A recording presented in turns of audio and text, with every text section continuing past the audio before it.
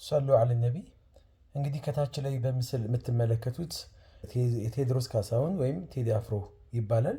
በዘፈን ዓለም ላይ የብዙዎችን ቀልብ የገዛ ብዙዎችን ከቁርአን ያዘናጋ የኢስላም ጠላት የሙስሊም ጠላት የሆነ አዝማሪ ነው።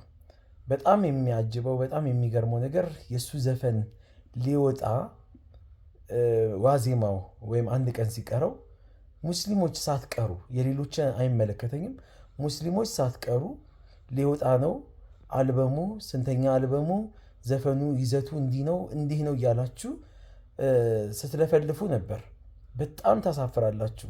አንድ የነቢዩን ሐዲስ የአላህን ቃል በዚህ መልኩ ለሌላ ሰዎች ለማስተላለፍ ጥረት ስታደርጉ ግን አትስተዋሉ። እንዴት አላህ የሚጋፋውን ነገር አላህ የሚጠላውን ነገር በኢስላም ቦታ የሌለውን ነገር ቀልብ የሚያደርቅን ዘፈን ለማስተዋወቅ በዚህ ደረጃ በናፍቆት መጠበቅ ማለት ምን ማለት ነው?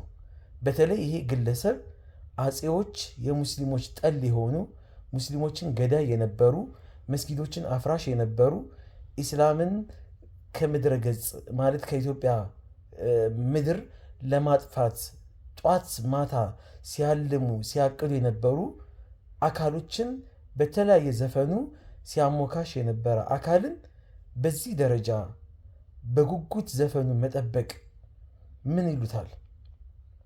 አንድ አዝማሪ ቀልብህን ሊያደርቀው ከአላህ ጋር ሊያጣላክ የኢስላምን ወይም የሐቁን መንገድ ጎዳና መንገድ ሊዘጋብህ እንደዚሁም ደግሞ የመጥፎ መንገድን በር ሊከፍትብህ ያሰበን አካል በዚህ ደረጃ እልል ብሎ መቀበል ማለት ምን ይሉታል?